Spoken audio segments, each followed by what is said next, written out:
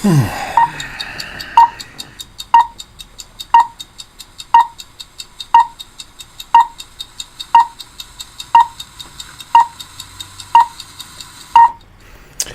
is Dale, and welcome to my channel. It's Observer of Anomalous Objects, where we talk all things about UAPs and UFOs. And today we're going to talk about the hearing that took place yesterday, July 26th. And to me, it was a great hearing, especially if you consider the previous two hearings that we had to deal with. I think it's better to hear from witnesses than it is from bureaucrats. And so we were able to hear from people who had a lot of information to share. They weren't trying to worry about whether they were going to lose their jobs or not. You know, they may be worried about going to jail, and so they couldn't cross certain lines, but they definitely weren't worrying about losing their jobs because none of them work for the government anymore. Let me go ahead and introduce you to, first of all, the chairman of the committee, and this is Mr. Grothman. And I've given him the nickname Mr. Mothman. And the reason I gave him that nickname is, boy, he came out of nowhere. He's kind of a Johnny-come-lately, you know, if you know what I mean. He just, Burchett and Luna and Gates and Gillibrand and all the others have been out there fighting for us for disclosure. And I've never heard of this guy before, but all of a sudden he's a ranking member, and I guess he must have seniority, because just like that, he's the chairperson of this hearing, and it's just a little surprising. Now, it kind of goes with something else I wanted to bring up, and that is that I'd mentioned on Twitter that I had a source telling me that Lou Elizondo was going to be one of the witnesses at this hearing, and I still don't know what happened. I know Lou obviously wasn't a witness, but somebody mentioned maybe a possibility, and like you said, this is just a maybe, that this new chairperson, Mr. Grothman, cut Lou out. Maybe he has a personal bias. Maybe he just didn't want any more than 3 witnesses. I don't know. I just know that Lou didn't testify. And I'll say this as well. Let me introduce the witnesses to you, and then I'll explain why I preferred other witnesses, although I think these were excellent witnesses. We've got Captain Fravor. He dates back to 2004 and the USS Nimitz incident with the Princeton that was there. That's where they saw the Tic Tac. Captain Fravor saw it himself, and so that's his claim to fame. He gave it, I guess, the nickname the Tic Tac. He says if you don't know what a Tic Tac is, just think of it as a big old 40-foot propane tank, and you'll have an idea, just doing incredible things. The second one is Ryan Graves. He was a lieutenant in the Navy, a pilot, and he was stationed aboard the USS Roosevelt in 2015, and so he was a part of the lore and the gimbal and all that kind of stuff, and so he's another excellent witness as well. And then the one that we probably are most familiar with, because just recently he did the interview on News Nation, and he dropped some real bombshells on us. I mean, some really, really good stuff. You know, being an intelligence officer, I mean, he had access to so many things. He worked in the former UAP program before Arrow, and boy, he dropped some truth bombs on us, and I'm so excited. And those are the guys that were our witnesses. And I'll have to say this, I think they were excellent witnesses. I wasn't disappointed at all by their testimony.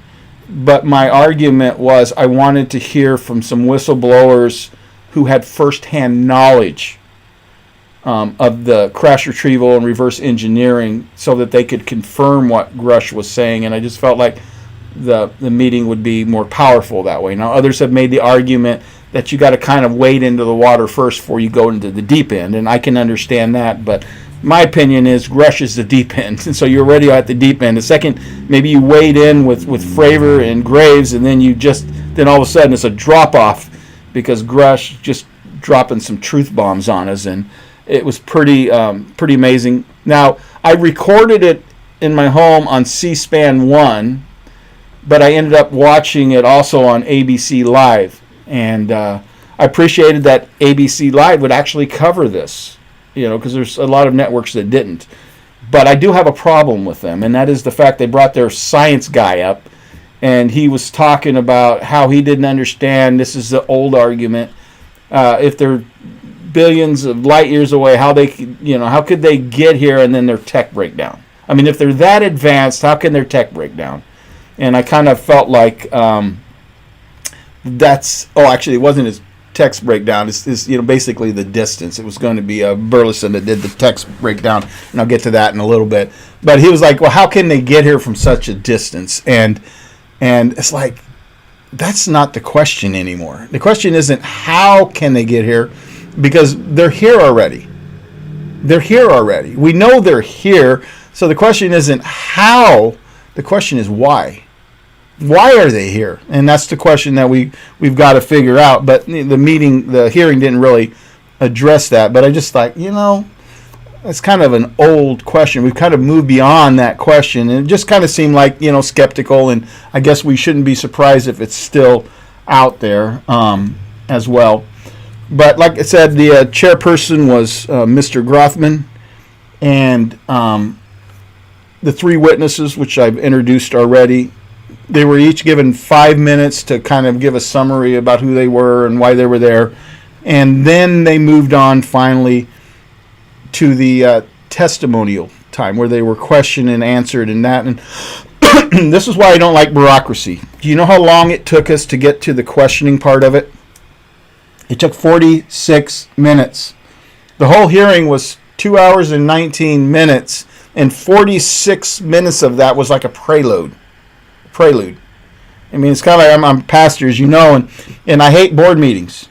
I hate committees, because you go into a committee, you spend 2 hours doing something that should only have taken you 15 minutes. And so we don't have committees and board meetings in my church. I've gotten rid of them all because it's just an extreme waste of time. And I think this meeting could have been a lot shorter, or they could have gotten a lot more questions in if they didn't have those 46 minutes pretty much mostly wasted time. That's just bureaucracy for you as well. And I don't know if I said this, but I want to make sure I say it, even if I have to say it twice. What I appreciated about this hearing was that we were hearing witnesses and not bureaucrats. And the other thing I want to say, this is the second hearing that the House did. And the first hearing, they weren't prepared. There were a couple of people that asked good questions, but for the most part, they didn't know which questions to ask. And I'm going to tell you, in this hearing, they were up to speed. Just about every one of them was up to speed with where we are as far as UAPs go. The last one, and I remember it was 2020 or 2021, whatever the first hearing was, it was like deer in the headlights. They didn't have a clue, most of them, what they were dealing with. But in this hearing, oh, baby, they asked some good questions. In fact, if they hadn't asked good questions, it wouldn't be such a hard podcast to put out. In fact, I'm going to be upfront with you. Something's been going on with my my OBS, and I've done this twice already, and it did not record it. So I should be seasoned at it by now. But anyway, it's been one of those days. And got up this morning. My daughter came up and woke me up. The dogs had made a mess downstairs, so I spent 45 minutes cleaning that up. Got it all done. Got upstairs to change, and I came back down, and they made another mess. And so that's kind of how my day's going. But I know one thing: it's going to get better, because I'm going to play golf this afternoon, and I'm trying to get this video in before then, and hopefully get a little bit more work done as well. But anyway, it's been one of those days, and if you're having one of those days, I can absolutely relate with you. And so what happened was, initially the witnesses were given 5 minutes, like I said, to introduce themselves and stuff. And then each of the representatives, or at least some of the representatives, were given 5 minutes apiece to ask questions. And Mr. Mothman was the first one to ask questions. And most of his questions were directed towards Fravor and Graves. It was like aviation questions. The questions that they were talking about is why don't pilots come forward? Why don't they report more? And it's because there are consequences to that. Some in the civilian, and I guess in the military, it'd be just equally true, that it can be damaging to your career to talk about seeing a UFO or seeing a unidentified aerial phenomena. That it actually could even hurt you when you go to get your physical. They look at your mental aspect, and you say you see a UFO or a UAP, that might actually be an end of your career, or definitely keep you from getting a promotion. And so that was the stuff that they'd hit quite a bit whenever Grothman was talking. And then Representative Garcia, which I think is another friend of UAP Twitter as well, he was talking to Lieutenant Graves, and he asked him, what is the percentage of people reporting of reporting UAPs versus the ones that aren't reported? And it was 5% are reporting, 95% are not being reported. And for all the reasons that I mentioned already and stuff. One thing that I learned in this meeting too, and I guess I should have known it, and maybe you did, but I just never had thought about it. I thought about, well, you've got commercial airplanes up there and you've got military, and it's kind of an equal thing. They see it, but it's not really true, because the commercial airlines don't have the same radar capabilities that our fighter pilots do in their jets. And there's a good reason for that. These guys are defending our country. They're defending our freedom and our lives. But what that means is that usually when the commercial pilots see UAPs, UFOs, it's up closer, because their radar does not work as well as the military ones do. And so they have closer. It doesn't mean that the fighter jets can't intercept them and get closer, because Captain Fravor said that he was within, I think, half a mile of the Tic Tac video as well. And one of the things they were saying that did come out of that discussion is that in Fravor and Graves' case, it wasn't really like there was a conspiracy as much as nobody seemed to care.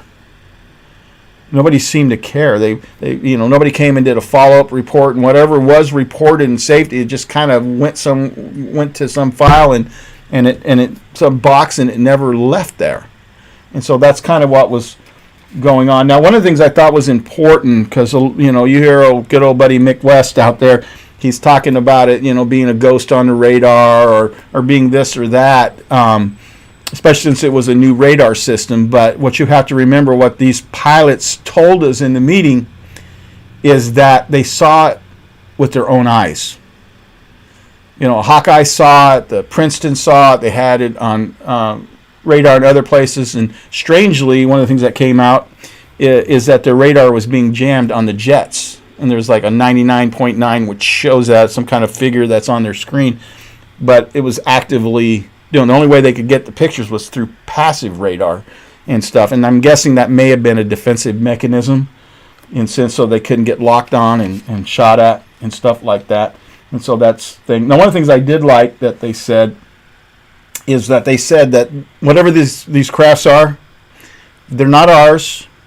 They don't belong to our friends, and they don't belong to our adversaries, which means that they are of non-human origin. And the other thing they said, and you'll probably hear this quite a bit, is that they defy physics as we know it. Not that they defy physics, but they defy physics as we know it. And then Garcia was talking to David Grush, and he asked him this question, and I'll show a video in just a second. He asked him the question. He says, do you believe our government is in possession of UAPs? And this right here was Grush's response. Absolutely, based on interviewing over 40 witnesses over 4 years. And where? I know the exact locations, and those locations were provided to the Inspector General, and some of which to the intelligence committees. I actually had the people with the first-hand knowledge provide a protected disclosure to the Inspector General. That's pretty good. 40 witnesses, people with first-hand knowledge, have been referred to the Inspector General, but not just the Inspector General, but intelligence committees from both the Senate and the House, or at least one or two of the other ones, one or the other, and they know. And he said, I can point you exactly where to go. And I thought that was pretty cool. Probably a good time to bring this up as well. there were a lot of times that Grush couldn't speak freely, and I don't remember if I said this. Like I said, this is the third time I've had to try to put this video together. But he talked about they could meet in a skiff. Now, I'm an old Navy boy. And I'll give you a picture of what a young Dale looked like way back in the day when he was in the Navy. And 18 years old in Sasebo, Japan. But when I think of a skiff, you know what I think of? I think of a little boat. Maybe a little skiff that goes behind a sailboat or something like that, or just a small boat. That's not what a skiff means here. In fact, it's not even spelled the same. It's spelled SCIF, and it stands for, it's a sensitive, compartmented information facility. It's an ultra-secure room where officials and government contractors take extraordinary precautions to review highly classified information. And so that's what a skiff is. It's a secure location where they have measures for protection so that, listening devices, cameras, none of that stuff can penetrate and the sensitive information get out to our enemies or adversaries at all. But I thought it was pretty cool that he can name names, he can do all that, he can tell you exactly where you need to find the not only contractors but the people working within these sites. Forgive me, my throat's a little sore. Like I said, when you do something 3 times, you probably get better at it, but your throat gets a lot sore. Burchett was also obviously given an opportunity to speak, and he asked Graves, how did you know that they were our aircraft, that they were not our aircraft? And I love Graves' answer because he said, they were at 0.0 Mach airspeed. And I know when you think of something standing still, it doesn't seem like a big deal, but in the sky it's a big deal. I mean, something standing still in the sky is being held still through some kind of propulsion or some kind of force. And I like the way he explained it. He explained it by saying, it's kind of like putting a bobber in a river. If you put a bobber in a river, what does it do? It starts to flow down as the current takes it down the river. Well, the sky also has currents. It has what's known as a jet stream. There are currents up there. And I think something about hurricane force winds or something like that, that it was staying still and something like that being held. And so that's not normal. That's not normal in the jet stream up there in the sky. Things normally, if it was a balloon, it would have been being pushed. A glider, it would have been being pushed.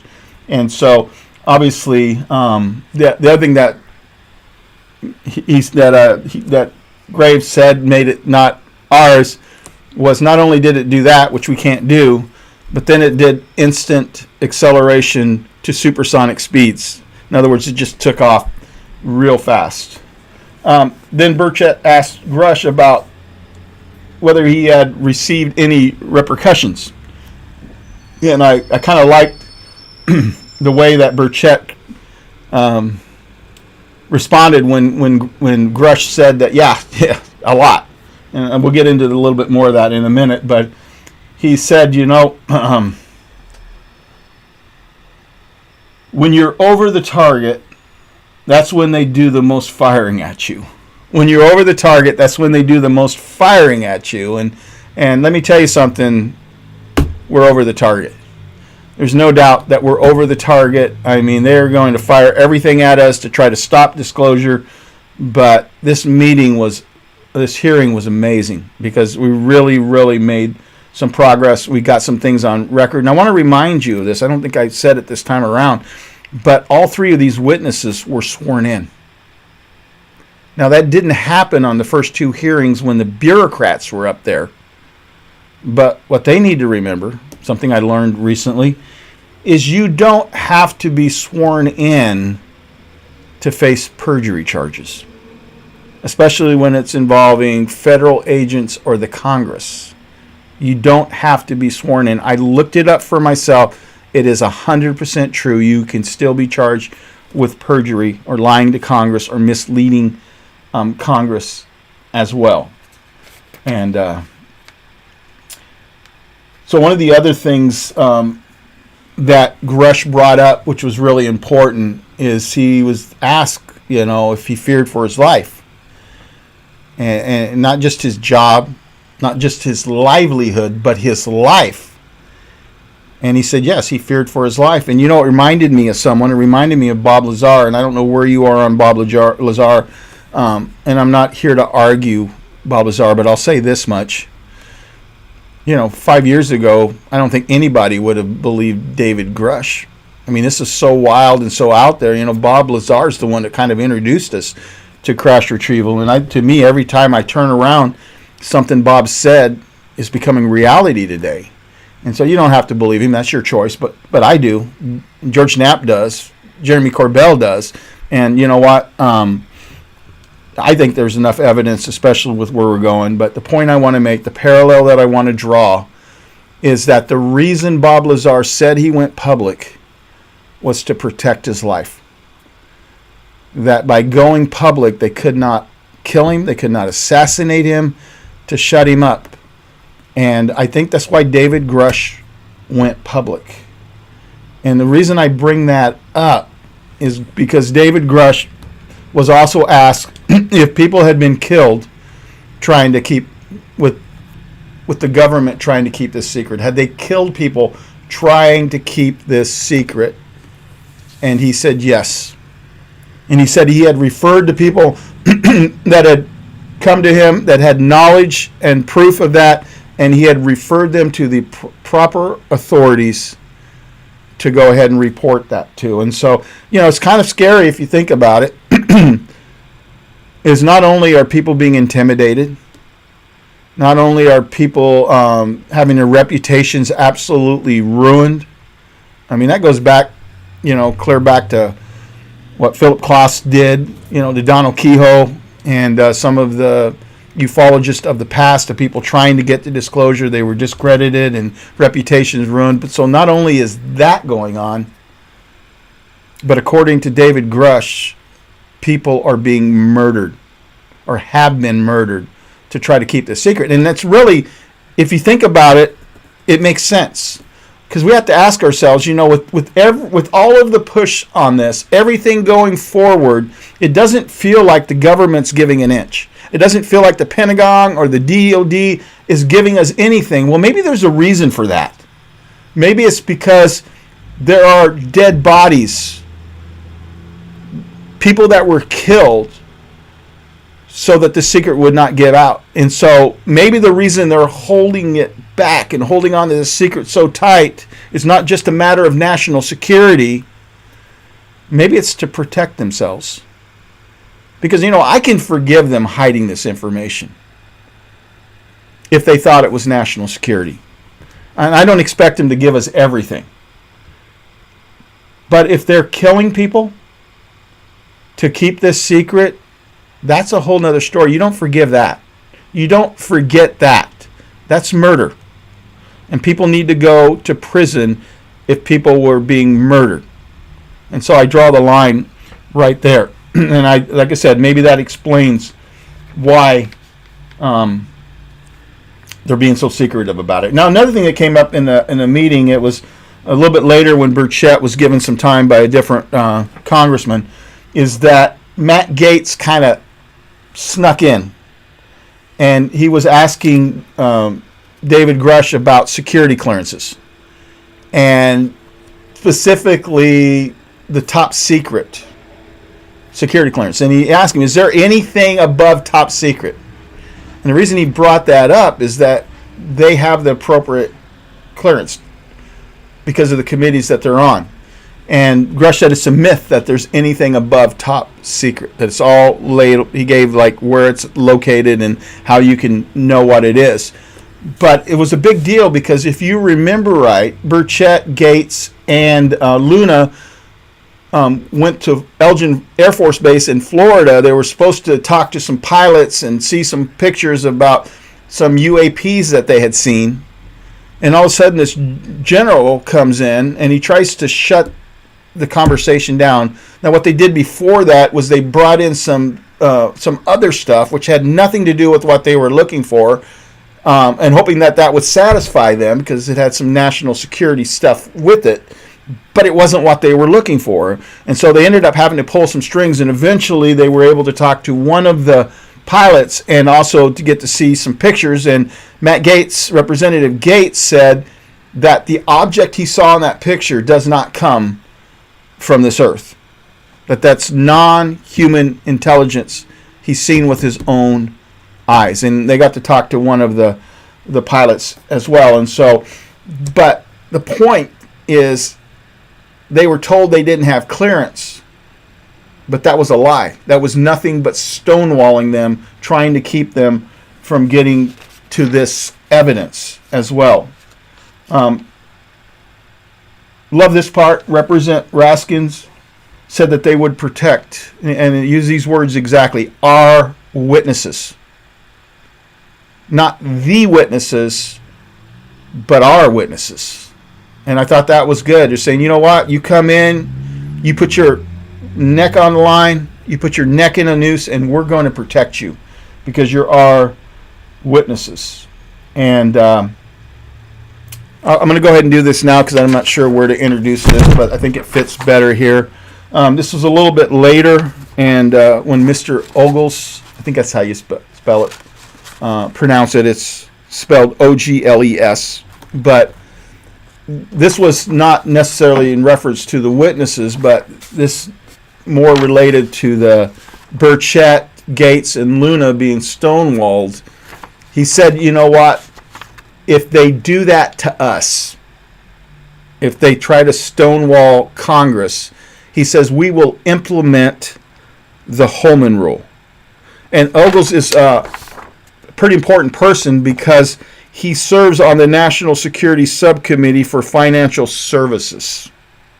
He's on that committee. And so we're talking about the money that goes to these programs. And so when you understand that, then the Holman Rule has a lot of teeth to it. Because this is what the Holman Rule is. The Holman Rule is a rule in the United States House of Representatives that allows amendments to appropriation legislation, now catch this, that would reduce the salary of or fire specific federal employees or cut a specific program.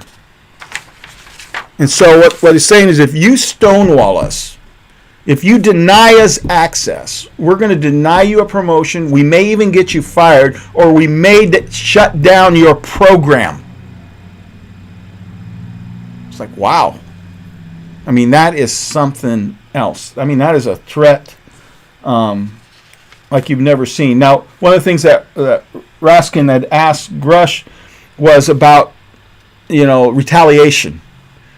And he talked about how some of his fellow employees had been retaliated against for speaking to him, for coming forward. And so they were talking about, well, how do they try to shut these people down? I mean, in these jobs and stuff, it's not necessarily going to be, you're not just going to kill them. I mean, that's going to be pretty obvious if you kill somebody when they're working on a project. There's going to be an investigation. It's when somebody leaves the project and speaks out and they're out of way, you're probably in greater danger when you do that.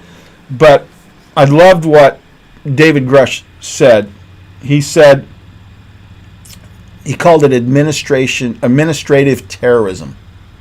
Administrative terrorism. And he says, most of the people that are in these fields, they have aspirations. And so what they will do to try to silence them is threaten to deny a promotion or threaten to take away their security clearance. And you know what? If they take away their security clearance or if they reduce it, they're never going to get the promotion and they might even lose their jobs as well. And so that's kind of a big deal. Now, there was one part of the hearing that I thought was almost hilarious.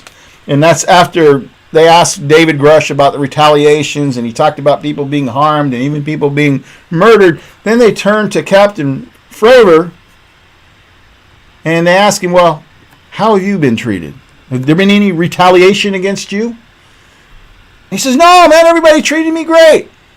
He said, and even the other guys that reported it, I mean, they retired 05, 06, 07. That they, talked to people that were 2 and 3 star admirals, and they were all, cool with it. You go, wow. I mean, that's like Pollyanna compared to what, we got Mad Max and Road Warriors over here, and we got some Disney movie on the other side with Fravor, Rush is Mad Max story, and it's like, wow, why so different? Why was Grush treated so poorly and retaliated against and threatened, and yet Captain Fravor seems to not have any of those problems? I think it's a pretty easy explanation. Captain Fravor doesn't know anything about crash retrieval or reverse engineering. He's not an intel officer with access to that kind of information, and he's not a whistleblower coming out telling people that he knows exactly where these programs are. He knows which companies are running them. And in essence, he knows people who know where the dead bodies are. And so you can kind of understand why one is kind of maybe not looked at the same way as the other one has. Now, Representative Luna was another person to speak, and like I said, I couldn't get every single person. I tried to write notes on everyone, but what I liked about Representative Luna was she went after Sean Kirkpatrick in his testimony, where he said there was no evidence of extraterrestrial. There's no evidence that any of this could be extraterrestrial or UAPs. And then she turned to Mr. Grush and she said, "Is that true?" And he made it clear that that was an inaccurate statement. That's a nice way of saying that's a misleading statement. You can maybe even go so far as to say that Kirkpatrick lied. And I want to tell you something that bothers me probably more than it does other people, because when they did the hearing in the Senate with Kirkpatrick, I thought Senator Gillibrand was setting him up for success.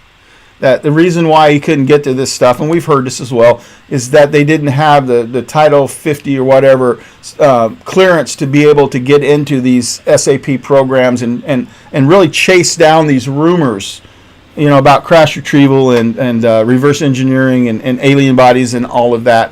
Which, by the way, that's what blew me away.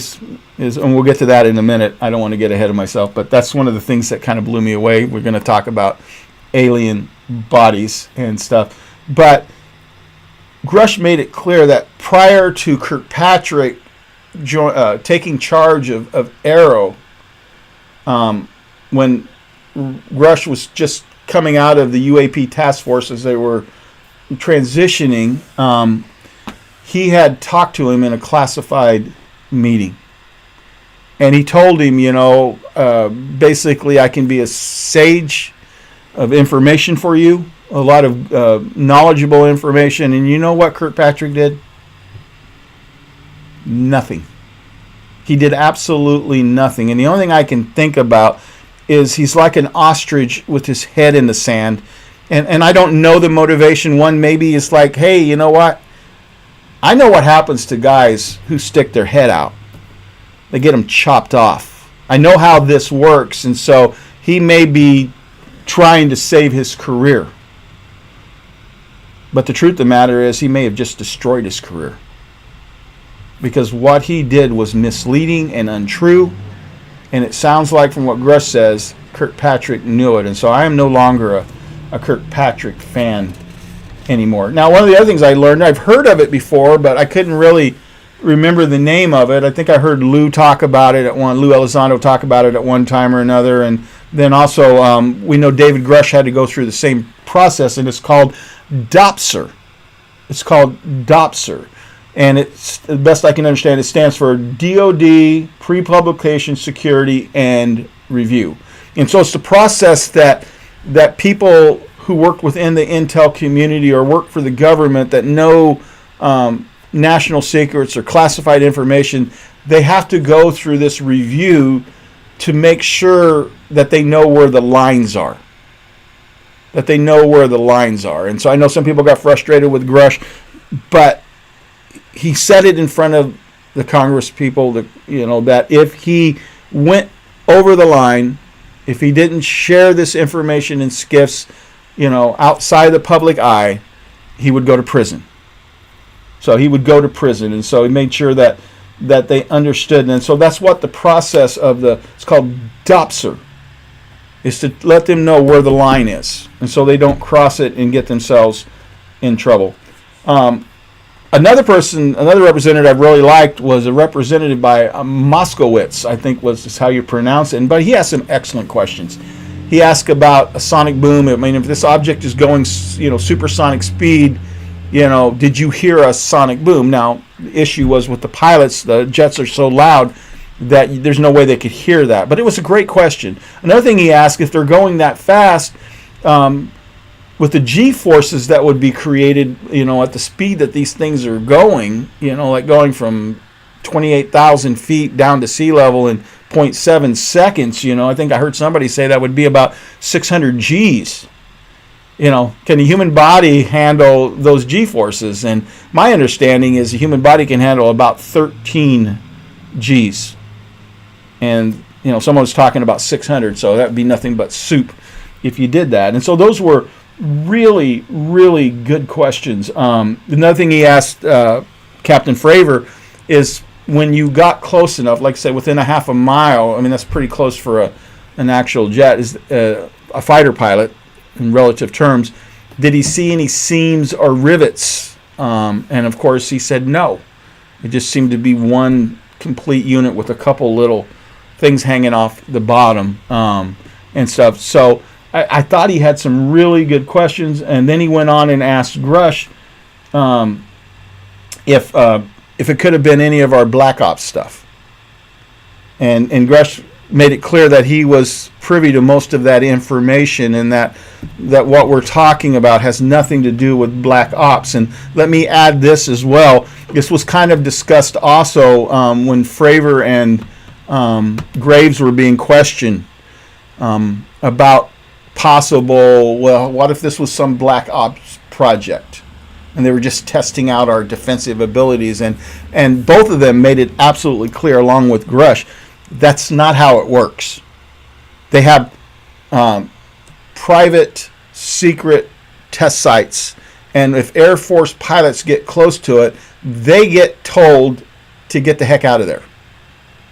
If they get anywhere near the boundaries, because they don't want these test craft, these black projects, accidentally killing pilots or destroying, jets that are worth in the millions of dollars. And so that was another important thing, to get rid of that false narrative that these are just black op projects, and these are the ones that are going into these active training ranges where the Nimitz and then the Roosevelts, 11 years later, were training, preparing for war, real world war circumstances. Not that they were going to war, but you know what I'm saying as well. But I thought he had some really, really good questions. And then another thing that he asked is, which was a direct question, are there any unsanctioned programs out there?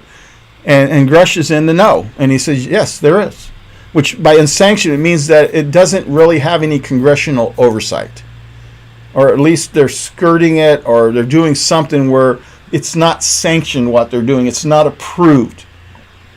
And they're doing it in secret. Another great question he asked is, are there any satellite imagery of UAPs that we haven't seen?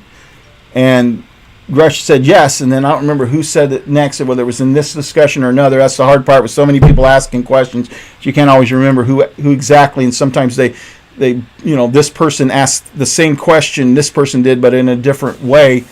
But when it came to the satellite imagery, did we have any images of crashes?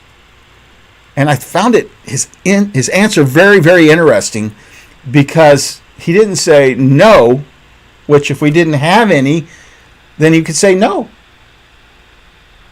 But he said, basically, I'll have to talk to you about that in a skiff. And to me, that sounds like they probably have something there as well. Now, I think I mentioned Burleson, or I alluded to him. There were a couple of representatives that could have basically stayed home and went fishing, went shopping, and probably would have been better off for doing it. Burleson was one of them, and I kind of messed it up in the beginning when I was talking about that science guy.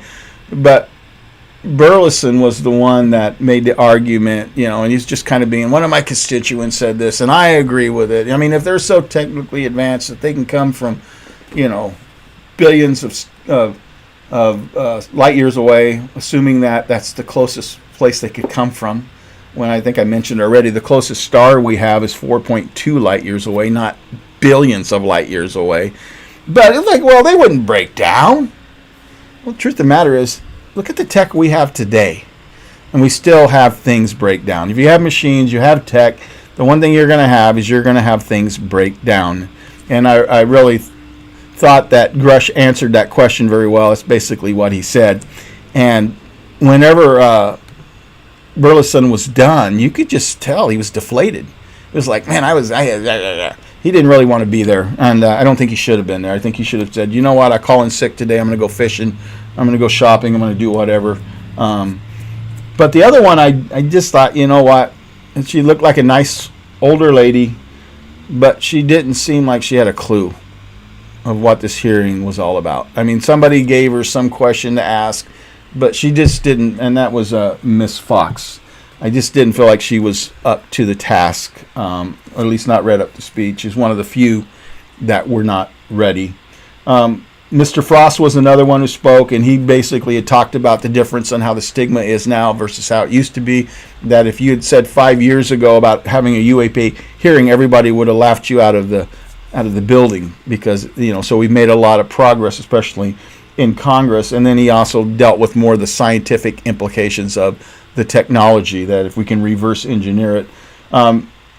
Ms. Ocasio-Cortez talked about the money for these programs and how, and this was kind of eye-opening a little bit, not to Congress, but maybe to most of us, is that, I mean, there's a lot of money missing in the Pentagon. And David Grush confirmed that some of that money is going to these SAPs, these black projects, and trying to reverse engineer UAPs and stuff, crash retrieval, all that kind of stuff. And so a lot of the money's going there. Now, I learned something that I'd never heard before, and that is when they talked about IRAD. And IRAD is money. It's a program where we give these contractors technology, they develop it, they make they make a product, they sell it, and then they have to take a portion of that profit and put it back in the Pentagon to continue helping to fund some of these black projects and stuff. And once again, the issue is there's no oversight on this money. Money's coming in, money's going out, and there's no oversight for it as well. But that was something new to me. Mr. Biggs talked about training range incursions, and both Fravor and Graves both mentioned that, obviously from the 2004 Nimitz and the 2015 Roosevelt incidents, that's an issue. They're flying with immunity, or I don't know if you can use the word flying anymore. We don't know what they're doing, but they're up there, they're anomalous objects, and with immunity. We can't do anything about them, at all. Which is one of the other things, and I should have mentioned this earlier, is they were asked, was there anything you could have done to stop these crafts? And they said there was nothing. That you couldn't fire at them. By the time you fired at them, they'd be gone. They took our radars out, at least the active radar. We had to use passive, so they couldn't lock on anyway if they wanted to. But we are completely outgunned. And so the point is that, that's a national security issue. I mean, if they would become hostile, which they haven't yet, well, I guess I shouldn't say that, because that brings up kind of a sore spot for me. I'd sent, Luna was asking, Representative Luna was asking for questions, and I gave her a good one. She didn't listen to me. And my question was, Dave Grush talked about some of the aliens being malevolent, and malevolent means with evil intent. And so I want to know, what do you mean by malevolent? Give me some examples of what that means. Does that mean we fired on them and then they shot our plane down? That's not really malevolent. There's another word for that. But that's what I wanted to know. And so I guess in some ways, if we take David Grush at his word, and I'm telling you what, Lou Elizondo vouches for him, and he says he's a righteous dude. And that carries a lot of weight with me. I don't know if it does with you, but it definitely does with me. And then probably the most interesting question of them all was asked by Mrs. Mace. And her question was, if we have crashed vehicles, do we have pilots? And David Grush said yes. We've heard him say that before. And he talked about having biological evidence. And Miss Mace said, is it human biological evidence, material? And he said, no. So to me, that blew me away. Like I said, I heard people say, okay, Fravor and Graves, they're the safe route. We're going to have this first hearing. We're going to be safe. But, man, Grush was anything but safe. Anything but safe. And I thought, man, I can just see the skeptics and the debunkers coming in and saying, well, you know what? Grush has no firsthand knowledge. And so that's why, hopefully it makes sense to you, that's why I wanted the whistleblowers with firsthand knowledge to come forward so that they could verify what David Grush is saying. Now, obviously, there's evidence. He's given that information to the Inspector General and to certain intel committees. And so maybe we don't need it, but it would have been good for the public eye, because I guarantee we're going to get hit back. They're not going to, they're not just going to sit by passively and let us drive our way to disclosure. They're going to fight. I guarantee they're going to fight. We're going to get hit back. Anyway, I hope you enjoyed this video. A lot of fun making it. And be blessed. And once again, if you like it, and hopefully you do, go ahead and subscribe.